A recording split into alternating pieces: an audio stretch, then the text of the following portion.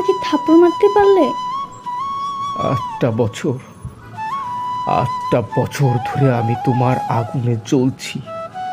প্রতিশোধের নেশায় আমি মাতাল হয়ে আছি। ভেবেছিলাম যখনই তোমাকে আমি আমার সামনে পাবো তখনই আমি তোমাকে যে কি করবো আমার মাথা ঠিক নাই। মাত্র তোর থাপ্পড় মেরেছি, ইচ্ছে করছে আশেপাশে কোনো ইট পেলে আমি তোমার মাথাটা ফাটিয়ে দিতাম। 8টা বছর পর তোমার সাথে দেখা হলো। ভেবেছিলাম তুমি আমাকে জিজ্ঞেস করবে কেমন আছো, কিন্তু তোমার মনের ভিতরে এত ক্ষোভ, এত ঘৃণা জমে আছে, আমি তা ভাবতে পারিনি। ভাবতে তো আমিও পারিনি। যেদিন তুমি আমাকে ছেড়ে চলে গেছিলে, আমিও ভাবতে পারিনি আমার ভালোবাসার বুকে আঘাত করে ক্ষত বিক্ষত করে আমাকে নিঃস্ব করে দেবে। আজ তুমি তো সুখেই আছো, কিন্তু আমাকে তুমি জীবন্ত লাশের মতো পৃথিবী নামক কারাগারে বন্দি করে গেছো। আমি যাযাবরের মতো জীবন কাটাচ্ছি একা একা। আমার দুঃখ কাউকে বলার মতো নেই, আমার দুঃখ কষ্ট কেউ শোনার মতো নেই। আমি ভেতর পুড়িয়ে পুড়িয়ে ছাই হয়ে গেছি। আমার ভেতরটা ক্ষত বিক্ষত হয়ে গেছে, রক্তাক্ত হয়ে গেছে, শুধুমাত্র তোমার কারণে। সুখ আমার কপালে জোটেনি সুজন। এটা হয়তো তোমাকে দেওয়া কষ্টের ফল। আমি তোমার প্রতি যে অন্যায় করেছি তার শাস্তি এখন পেয়ে যাচ্ছি। মানে কি বলছো তুমি? আমি তো কিছু বুঝতে পারছি না। মনে মনে অনেক খুঁজেছি তোমায়। আমার অপরাধ বোধ প্রতিবার শুধু তোমার কথা মনে করিয়ে দেয়। আজ হঠাৎ করে তোমার দেখা পাবো কল্পনাও করিনি। আজ তোমার সাথে কিছু সময় ভিক্ষা চাই, প্লিজ। আমি কোনোদিন তোমার সামনে এসে দাঁড়াবো না, শুধু আজ একটু সময় ভিক্ষা দাও, আমার কথাগুলো বলার সুযোগ দাও, প্লিজ। ঠিক আছে, শুনবো তোমার কথা। চলো কোথাও গিয়ে বসি। আমার ডিভোর্স হয়ে গেছে। তোমাকে বলতে আজ কোনো দ্বিধা নেই। আমি তোমার সাথে প্রতারণা করার শাস্তি পেয়ে গেছি। কিন্তু কেন এমন হলো? সব আমার পাপের ফল। কারো মনে কষ্ট দিলে যে কেউ সুখে থাকতে পারে না, তার জ্বলন্ত প্রমাণ আমি। কি হয়েছে খুলে বলো সব। টাকাওয়ালা বড়লোক ছেলে, অনেক টাকা, বাড়ি গাড়ি, এসব দেখে আমি লোভে পড়ে গিয়েছিলাম।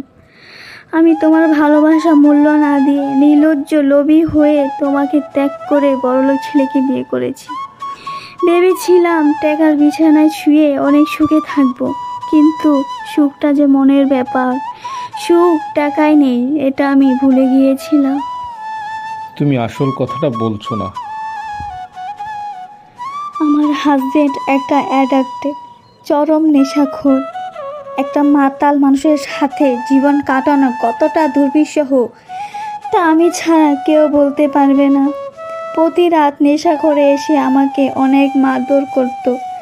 শরীরে এমন কোনো জায়গা নেই যে সেখানে মারের দাগ নেই। ভেবেছিলাম একটা সময় ও শুধরাবে। অনেক চেষ্টাও করেছি ফিরিয়ে আনতে সঠিক পথে, কিন্তু পারিনি। ও অত্যাচার দিন দিন বেড়েই চলছিল। একদিন আমাকে মেরে গলায় রশি ঝুলিয়ে ফ্যানের সাথে লটকে দিয়েছিল। ভাগ্যিস সেদিন বেঁচে যায়, কিন্তু তারপর বাবা আমাকে ওর কাছ থেকে নিয়ে চলে আসে।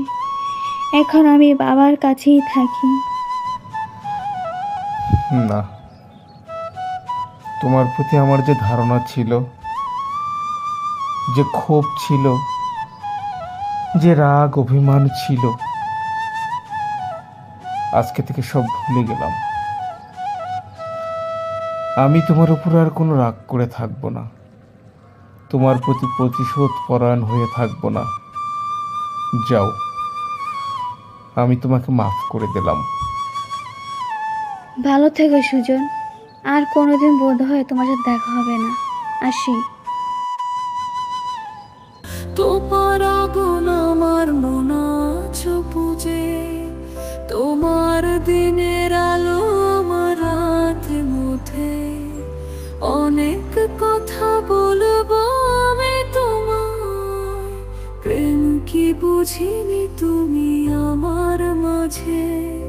যাত্রা এখনো চলেছে নিরন্তর, হৃদয়ে যেমন ভাসাবে আকাশের বাতাস।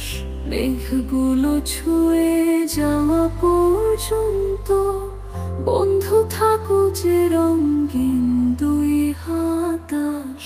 তোমার ধুলো পোড়া চিঠি আজ মাঝে মাঝে গুলো ছুঁয়ে যাওয়া পর্যন্ত বন্ধু থাকো যে রঙিন দুই হাতাস। তোমার ধুলো পোড়া চিঠি আজ মাঝে মাঝে পড়ি, স্বপ্নে বলা কথাগুলো আজ মনে